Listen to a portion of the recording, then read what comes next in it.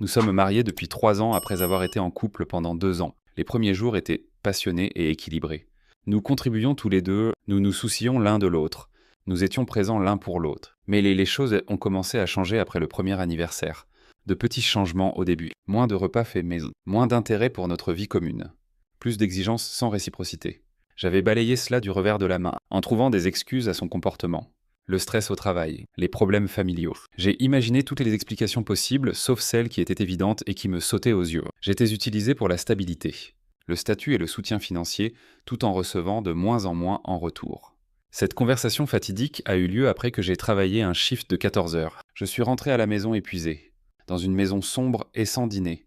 Malgré le fait qu'elle ait été à la maison toute la journée, l'évier était rempli de ses assiettes de toute la journée. Le linge que je lui avais demandé de s'occuper restait intact. Pourtant, d'une manière ou d'une autre, elle avait trouvé le temps de se faire les ongles et de rencontrer des amis pour le déjeuner. Ses publications sur les réseaux sociaux le confirmaient. Quand je lui ai demandé au sujet des tâches ménagères que nous avions convenu de partager, elle a levé les yeux au ciel. « Je ne me suis pas inscrite pour être une femme au foyer », a-t-elle dit, sans lever les yeux de son téléphone. Je lui ai rappelé que je ne demandais pas une femme au foyer, juste un partenariat. C'est alors qu'elle a largué la bombe. Elle voulait les avantages du mariage sans les devoirs. Qu'est-ce que tu penses exactement que tu contribues à cette relation ? Ai-je demandé, en essayant de garder ma voix stable. Elle a semblé genuinement surprise par la question. Je suis ta femme. Ma présence devrait suffire. Puis elle a listé ses contributions. Elle assistait aux événements de l'entreprise avec moi, maintenait son apparence, et n'avait pas trompé. Comme si la fidélité était une faveur spéciale plutôt qu'une attente de base du mariage. Cette nuit-là, dormant sur le canapé parce qu'elle avait des amis tard et que j'avais besoin de repos avant un autre shift matinal. Quelque chose s'est brisé en moi. Pas mon cœur. Mon illusion. J'ai réalisé que j'avais vécu dans une relation déséquilibrée où je donnais tout pendant qu'elle prenait. Le lendemain matin, je suis allé au travail avec une nouvelle clarté. J'ai pensé à la façon dont elle dépensait l'argent que je gagnais tout en gardant le sien séparé. Comment elle profitait de la maison que je payais principalement sans contribuer à son entretien. Comment elle exploitait notre mariage pour le statut social tout en me traitant comme une arrière-pensée. Je ne voulais pas de vengeance, je ne voulais pas de drame, je voulais juste l'égalité. Ou du moins, arrêter d'être exploité. Si elle voulait les avantages du mariage sans les devoirs, alors il était peut-être temps qu'elle expérimente exactement ce qu'elle donnait. Rien. Ce jour-là, j'ai ouvert un nouveau tableur au travail. En haut. J'ai tapé plan de réciprocité en dessous. J'ai commencé à cartographier exactement comment je lui donnerais ce qu'elle me donnait. Pas plus, pas moins. Pas par dépit, mais par préservation de soi et une tentative désespérée de restaurer l'équilibre. Elle ne savait pas que son rejet casual de nos vœux de mariage déclencherait une transformation en moi qui réchapperait finalement nos deux vies. J'en avais fini d'être le seul à investir dans notre relation. Désormais, elle obtiendrait exactement ce qu'elle donnait, et je soupçonnais qu'elle n'aimerait pas le reflet. Le matin suivant cette conversation révélatrice, je me suis assis dans ma voiture avant d'aller au travail, et j'ai fait une liste détaillée de tout ce que ma femme avait arrêté de contribuer à notre mariage. La liste était déprimamment longue. Cuisine, nettoyage, soutien émotionnel, relations intimes, contribution financière aux dépenses partagées, et même le respect de base. Pourtant, elle s'attendait à un logement premium, au statut social d'une femme mariée, à l'accès à mon assurance santé, à l'inclusion dans les vacances familiales, et à l'utilisation complète de mon crédit pour les achats majeurs. J'ai décidé que mon premier mouvement serait financier. Pendant des années, nous avions un compte joint où je déposais 80% de mes revenus pendant qu'elle contribuait sporadiquement, prétendant que son travail à temps partiel ne payait pas assez. Pendant ce temps, elle maintenait un compte personnel séparé auquel je n'avais pas accès. Quand j'ai vérifié notre compte joint ce matin-là, j'ai découvert qu'elle avait retiré 700 $ pour du shopping la veille tout en prétendant que nous devions réduire les courses d'épicerie. Cet après-midi-là, je suis allé à la banque et j'ai ouvert mon propre compte séparé. J'ai transféré la moitié des fonds joints là-bas, laissant sa part intacte. J'ai configuré mon dépôt direct pour envoyer seulement un pourcentage fixe au compte joint, correspondant exactement au pourcentage de ses revenus qu'elle contribuait. Le reste irait à mon nouveau compte. Quand je suis rentré à la maison ce soir-là, elle m'attendait avec un sourire calculé. J'ai réfléchi à notre conversation, a-t-elle dit, en se rapprochant de moi. J'étais stressé. Tu sais que j'apprécie tout ce que tu fais. Sa main a glissé le long de mon bras, alors qu'elle mentionnait vouloir réserver une escapade de week-end qu'elle s'attendait clairement à ce que je finance entièrement. Ça a l'air sympa. Ai-je répondu de manière neutre. Divisons les coûts équitablement puisque nous travaillons tous les deux. Son sourire a vacillé momentanément avant qu'elle ne se reprenne. Tu sais que mon travail ne paye pas beaucoup. Je pensais que tu pouvais le couvrir comme un cadeau. L'entitlement dans sa voix était indéniable maintenant que j'écoutais pour cela. Je réduis les dépenses, ai-je dit simplement. J'ai mis à jour notre arrangement bancaire aujourd'hui pour qu'il soit plus proportionnel à nos revenus. La chaleur calculée a disparu instantanément. Tu as fait quoi? Sans en discuter avec moi d'abord. L'ironie de sa demande de discussion sur les changements financiers alors qu'elle avait fait des retraits sans consultation pendant des années ne m'a pas échappé. Je fais juste correspondre ton approche. Ai-je expliqué calmement.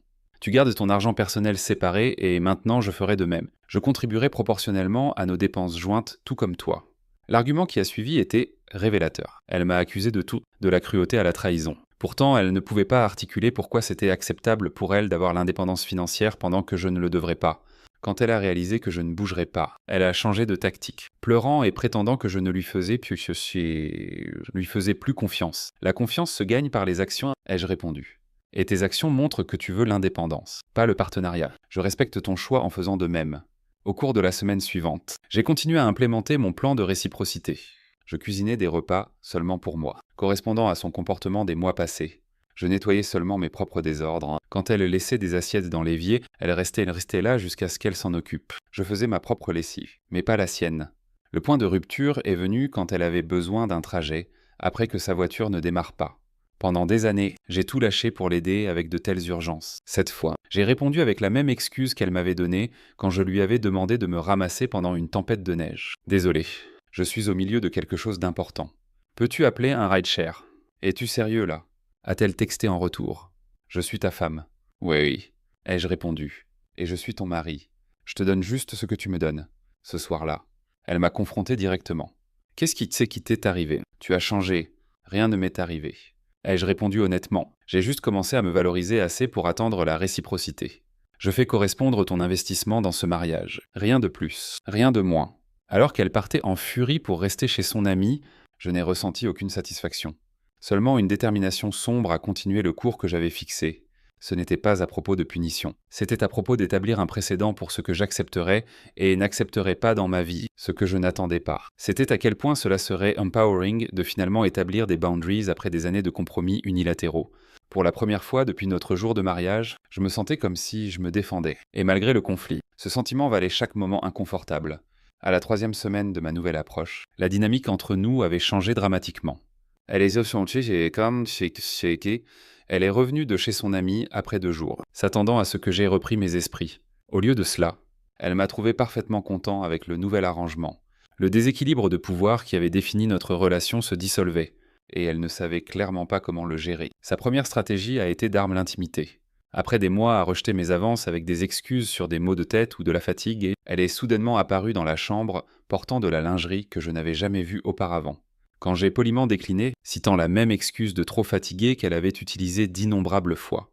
Son expression était priceless, un mélange de choc et d'indignation. Comme si son attraction seule devrait commander mon attention immédiate indépendamment de ses rejets précédents. Y a-t-il quelqu'un d'autre? A-t-elle demandé, sautant immédiatement aux accusations plutôt qu'à l'autoréflexion. Non, ai-je répondu honnêtement. Je fais juste correspondre ton niveau d'intérêt. Quand tu commenceras à montrer un désir consistant pour l'intimité plutôt que de l'utiliser comme un outil de manipulation. Je répondrai en conséquence. Cela a mené à sa 2e stratégie, impliquant les autres dans nos affaires privées. Le lendemain, mon téléphone a explosé de messages de membres de sa famille questionnant pourquoi je la maltraitais. Selon son récit soigneusement crafted, j'étais soudainement devenu contrôlant et froid sans raison. Elle avait commodément omis les années de déséquilibre qui avaient précédé mon changement de comportement. Plutôt que de m'engager dans une défense publique, j'ai répondu à chaque message avec un simple « J'apprécie votre préoccupation, mais c'est entre ma femme et moi ». Pendant ce temps, j'ai documenté chaque tentative de manipulation dans mon journal grandissant de nos interactions. Pas par mesquinerie, mais comme un reality check pour moi-même quand des moments inévitables de doute surgiraient. Sa 3e stratégie a émergé pendant un dîner avec nos amis les plus proches. Une performance publique calculée. Elle était excessivement affectueuse, mentionnant répétitivement des choses qu'elle avait supposément faites pour moi, la plupart n'ayant jamais eu lieu. Quand nos amis ont demandé sur nos plans pour le week-end de vacances à venir, elle a sauté dedans. Nous pensons aller à la maison au lac. Il travaillait si dur. Et je veux le traiter. La maison au lac appartenait à ma famille. Le treat viendrait entièrement de ma poche. Nos amis ont hoché la tête approbativement à sa générosité apparente. En fait, ai-je interjecté calmement. Nous n'avons pas discuté de plan encore. Si tu veux planifier un voyage, nous devrions parler de comment nous diviserons les coûts. Le flash momentané de colère dans ses yeux a été rapidement masqué par un rire. Oh! Il est si pratique ces jours-ci, a-t-elle dit à nos amis, en serrant mon bras avec des ongles qui s'enfonçaient un peu trop profondément. Après que nos amis soient partis, elle a explosé.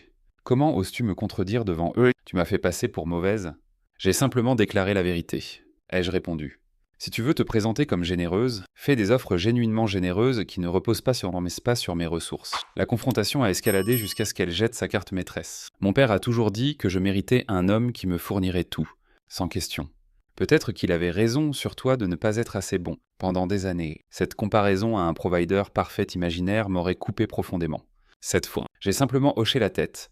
Tu as droit à cette vue, et j'ai droit à attendre un partenariat plutôt que la servitude. Si ce n'est pas ce que tu veux, peut-être devrions-nous reconsidérer ce mariage. La suggestion de mettre fin aux choses venant de moi plutôt que comme sa menace manipulatrice. L'a visiblement incité. La réalité financière du divorce semblait soudainement lui apparaître. Sans accès à mes revenus, son style de vie changerait dramatiquement. Son expression a shifté de la colère au calcul en un instant. « Je ne veux pas ça », a-t-elle dit, voix adoucissante. « Nous pouvons arranger ça. » J'ai accepté que nous puissions, mais seulement avec des attentes claires de réciprocité. Cette nuit-là, pour la première fois en années, elle a lavé la vaisselle du dîner sans qu'on le lui demande. C'était un petit geste. Mais il révélait quelque chose de crucial. Elle était capable de contribuer quand correctement motivée. Le vrai test est venu le week-end suivant quand ma voiture avait besoin de réparation. Pendant des années, j'avais géré toute la maintenance des véhicules pour nos 2 voitures. Cette fois, j'ai emmené la mienne au garage mais laissé la sienne avec son changement d'huile en retard non adressé. « Quand vas-tu emmener ma voiture » a-t-elle demandé, s'attendant clairement à ce que je m'en occupe comme d'habitude. « Je ne vais pas... » ai-je répondu simplement. « Je m'occupe de ma voiture, tu t'occupes de la tienne. C'est une qualité. » Alors qu'elle luttait pour comprendre cette nouvelle réalité où ses problèmes n'étaient pas automatiquement les miens à résoudre, j'ai réalisé quelque chose d'important. Ce n'était plus juste à propos de sauver mon mariage. C'était à propos de me sauver moi-même d'une vie entière de sacrifice unilatéral qui me laisserait éventuellement vide. Un mois dans mon plan de réciprocité. La confrontation que j'avais anticipée est finalement arrivée. Cela a commencé avec un relevé de carte de crédit arrivé par la poste. 200 $ chargés sur notre carte de crédit jointe, principalement pour des vêtements de designer et des traitements de salon cher. Pendant des années, j'avais silencieusement absorbé ces coûts, malgré notre accord de discuter tout achat au-dessus de 100 $. Ces jours étaient terminés. J'ai placé ce relevé sur le comptoir de la cuisine et lui ai texté que nous devions en discuter quand elle rentrerait. Elle a répondu avec un casual « whatever », qui montrait qu'elle ne saisissait toujours pas le shift fondamental dans notre dynamique. Quand elle est arrivée à la maison et m'a vu assis calmement à la table de la cuisine avec le relevé devant moi, son expression a oscillé entre défi et calcul. Elle a opté pour l'approche qui avait toujours marché dans le passé. Distraction. « Tu ne croirais pas la journée que j'ai eue » a-t-elle commencé, lançant dans une histoire détaillée sur du drama au travail. J'ai écouté poliment, attendant qu'elle finisse avant de rediriger doucement. À propos des charges de carte de crédit. Ai-je dit, en tapotant le relevé. Je paierai ma portion des dépenses ménagères partagées.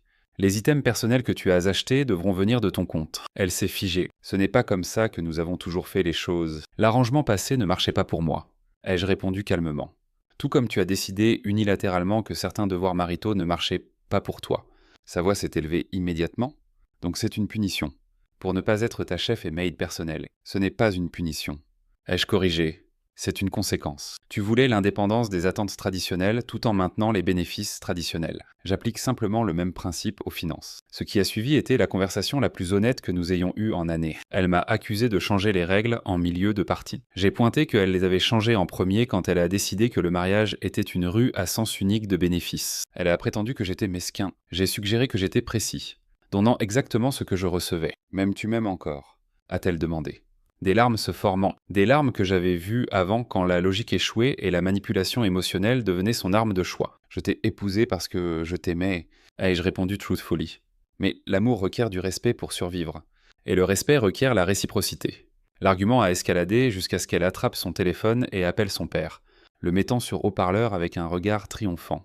J'ai reconnu la tactique immédiatement. Elle mobilisait son allié le plus fort, s'attendant à ce que je recule comme je l'avais fait dans les désaccords précédents. Papa. Il refuse de payer la facture de carte de crédit. A-t-elle dit, sa voix soudain petite et victimisée. La voix gruffe de son père a rempli la cuisine. Quel est le problème ici? Un vrai homme prend soin des besoins de sa femme sans se plaindre. Dans le passé. J'aurais acquiescé sous cette pression, cette fois. J'ai parlé directement et avec confiance. Monsieur. Avec respect. Un vrai partenariat implique un soutien mutuel et une contribution. Je suis heureux d'en discuter avec ma femme. Mais c'est entre nous.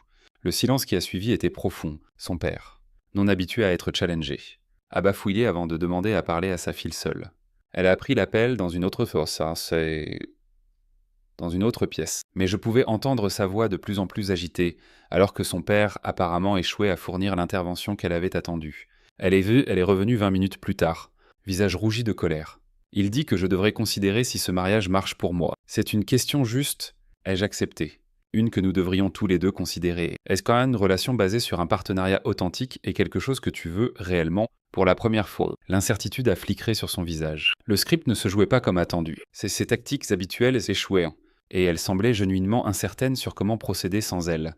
Cette nuit-là, un shift surprenant s'est produit, sans discussion. Elle a préparé le dîner pour nous deux. Quelque chose qu'elle n'avait pas fait en moi. Ce n'était pas un repas gourmet, juste des pâtes avec de la sauce en bocal. Mais le geste lui-même parlait volume. Elle testait si la réciprocité pouvait aussi marcher en sa faveur. Alors que nous mangions dans un silence relatif, j'ai réalisé que ce n'était plus juste à propos de corriger une relation déséquilibrée. C'était à propos de découvrir s'il restait quelque chose entre nous, valant la peine d'être sauvé une fois les manipulations et les attentes unilatérales stripped away.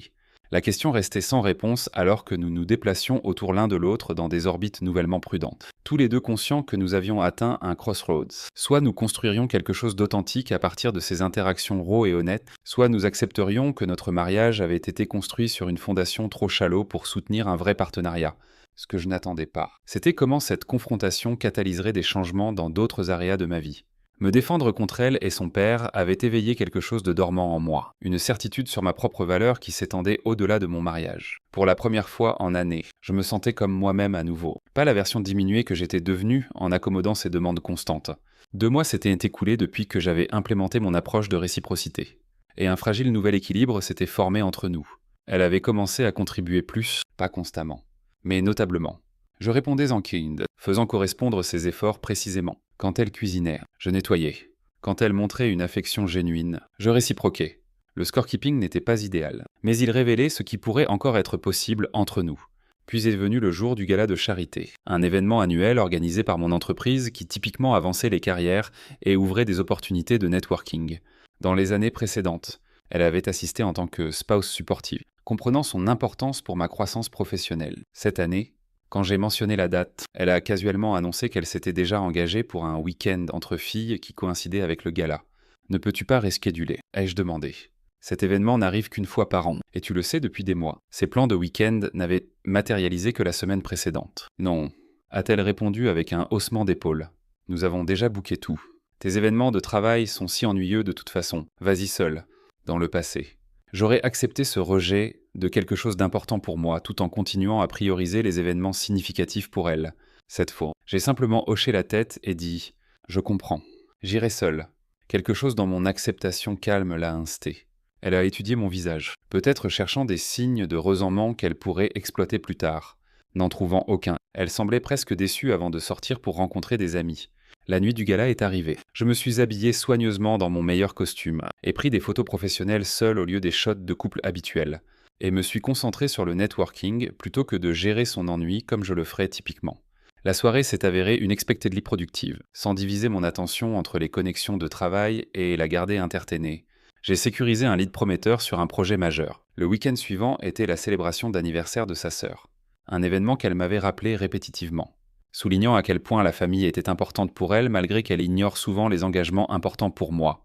Ce matin-là, je l'ai informée que je ne pourrais pas assister. « Que veux-tu dire par tu ne viens pas ?» a-t-elle demandé. Déjà habillée pour la fête. Toute ma famille sera là. Ils t'attendent. Une opportunité de dernière minute est venue avec le client que j'ai rencontré au gala. Ai-je expliqué. Puisque les événements de travail ne sont pas des priorités dans notre mariage. J'ai assumé que les événements familiaux suivaient la même flexibilité. Son visage s'est rougi de colère. C'est complètement différent. C'est ma famille. Et le gala était ma carrière. Ai-je répondu evenly. J'applique les mêmes priorités que tu as démontrées. Si les événements professionnels sont optionnels, les événements familiaux le sont aussi. Elle est partie en furie, claquant la porte derrière elle, tout au long de la journée. Mon téléphone a pingé avec des messages de plus en plus agités d'elle et éventuellement de membres de sa famille, tous exprimant le choc de mon absence. J'ai répondu poliment mais fermement à chacun, expliquant que j'avais des engagements de travail, la même excuse qu'elle avait normalisée dans notre relation. Quand elle est revenue ce soir-là, sa colère s'était transformée en quelque chose de plus calculé. « Ma famille pense que tu as une affaire », a-t-elle annoncé. Observant ma réaction, c'est la seule explication qu'ils peuvent penser pour ton comportement dernièrement. J'ai reconnu la tactique immédiatement, créant un faux récit pour me presser à revenir à la compliance. C'est une théorie intéressante. Ai-je répondu calmement. Into way. mais intéressante. Je priorise simplement ce qui est priorisé en retour. Son expression a shifté alors que sa stratégie échouait. Puis est venue son option nucléaire, une que j'avais anticipée mais espéré qu'elle ne choisirait pas. Le mari de ma sœur vient de lui acheter une nouvelle voiture pour son anniversaire, a-t-elle déclaré, yeux fixés sur moi pour la réaction. Tout le monde parlait de comment il est généreux. Combien il valut la famille. La comparaison était délibérée, conçue pour provoquer l'insécurité et la compétition. C'est gentil de sa part, ai-je répondu sincèrement. Différents mariages ont différents arrangements. Le nôtre est basé sur la réciprocité maintenant. Elle m'a regardé fixement, semblant incapable de comprendre que sa tactique de manipulation la plus fiable ne marchait plus. Puis, sans avertissement, elle a bursté en larmes. Pas les calculés que j'avais vus avant, mais des sanglots genuines, frustrés. Que nous est-il arrivé? A-t-elle demandé entre les respirations. Tu faisais n'importe quoi pour moi avant. Le raw honesty du moment m'a pris au dépourvu. Je le faisais, ai-je reconnu. Mais ce n'était jamais assez, parce que tu le prenais comme ton dû, plutôt que comme des cadeaux librement donnés. Éventuellement, cela brise quelque chose d'essentiel. Pour la première fois, elle n'a pas immédiatement contre-attaqué avec de la défensive.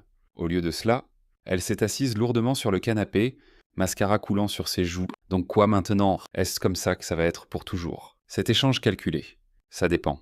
Ai-je répondu honnêtement, la réciprocité n'a pas à signifier du scorekeeping. Ça peut aussi signifier de la générosité mutuelle, de la considération mutuelle. Mais cela requiert que les deux personnes le choisissent librement. Elle m'a regardé. Quelque chose de nouveau. Flickering dans son expression, quelque chose qui pourrait avoir été la première genuine réflexion que j'avais vue d'elle en années. Je ne sais pas si je sais comment faire ça anymore, a-t-elle admis quietly. Moi non plus, ai-je confessé. Mais nous pourrions apprendre. Si nous le voulions tous les deux, la vulnérabilité de cet échange a laissé quelque chose shifter entre nous. Pas guéri. Mais peut-être avec le bandage enlevé pour que la guérison puisse éventuellement commencer. Que ce potentiel se matérialise restait incertain, alors que nous entrions dans la phase la plus challenging de notre relation transformée. La paix tentative établie après notre conversation honnête a duré précisément 3 semaines avant que la confrontation finale arrive. Dans ces semaines, nous avions existé dans une truce uneasy. Elle faisait des efforts sporadiques vers un partenariat genuin, gérant certaines responsabilités ménagères, contribuant aux décisions, même initiant l'intimité sans motif ultérieur. Je faisais correspondre ces efforts exactement. Maintenant, le principe de réciprocité, tout en espérant que cela pourrait être des steps vers une reconnexion authentique. Puis est venu le relevé de carte de crédit de son week-end avec des amis.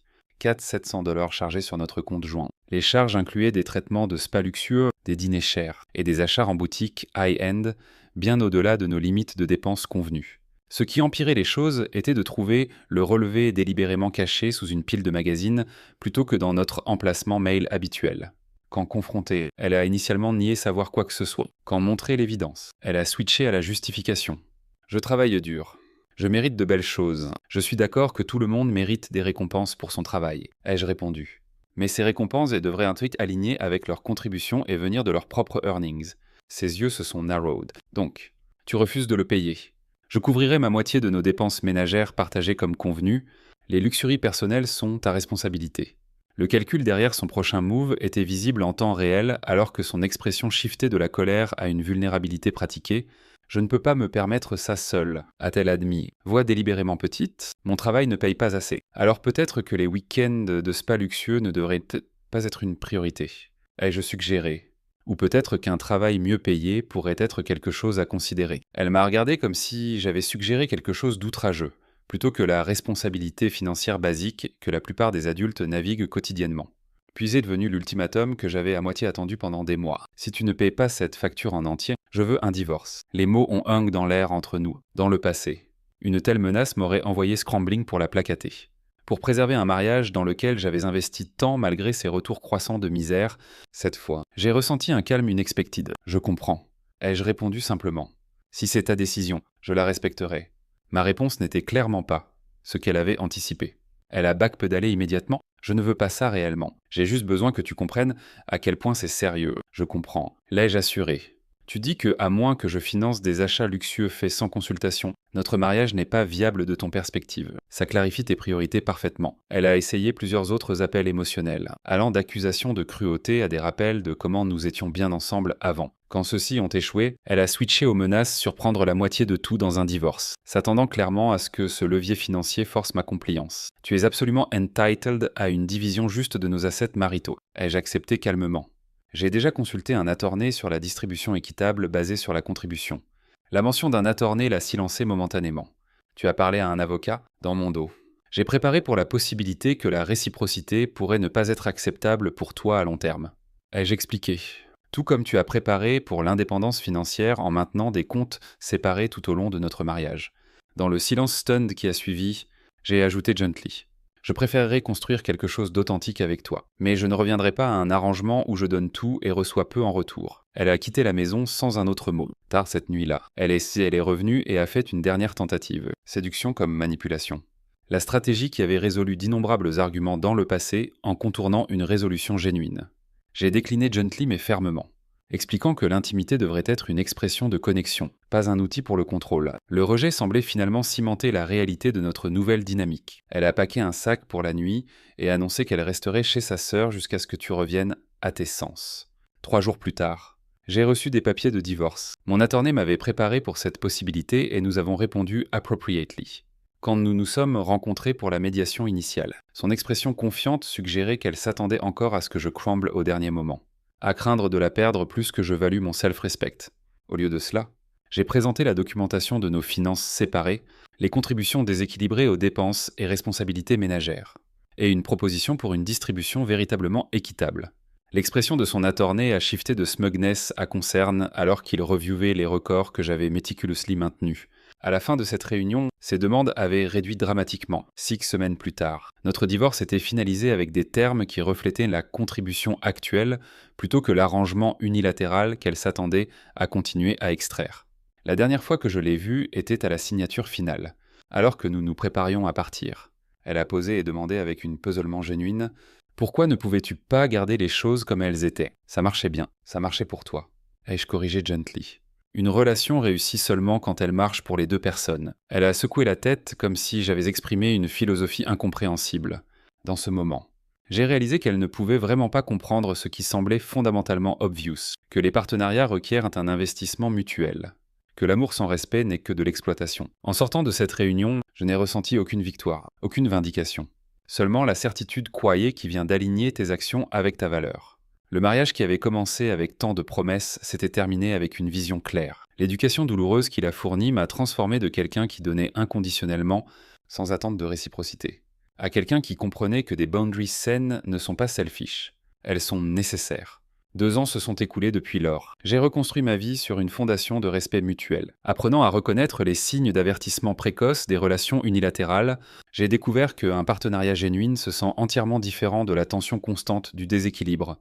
Ça se sent comme la liberté, comme la possibilité, comme la croissance. Parfois on me demande si je regrette le mariage ou sa fin. Je ne le fais pas. Chaque expérience nous chape. Et cette relation m'a enseigné peut-être la leçon la plus valuable de toutes. Donner à quelqu'un exactement ce qu'il te donne n'est pas de la mesquinerie. C'est le miroir le plus clair que tu puisses tenir. Tu puisses tenir pour leur montrer comment ils choisissent d'aimer. Si tu es arrivé jusqu'ici, que dirais-tu de t'abonner à notre chaîne? Ça nous aide immensément. J'ai sélectionné 2 autres vidéos pour toi que je suis sûr que tu apprécieras. N'hésite pas à cliquer dessus, je t'attendrai dans la prochaine histoire. À bientôt.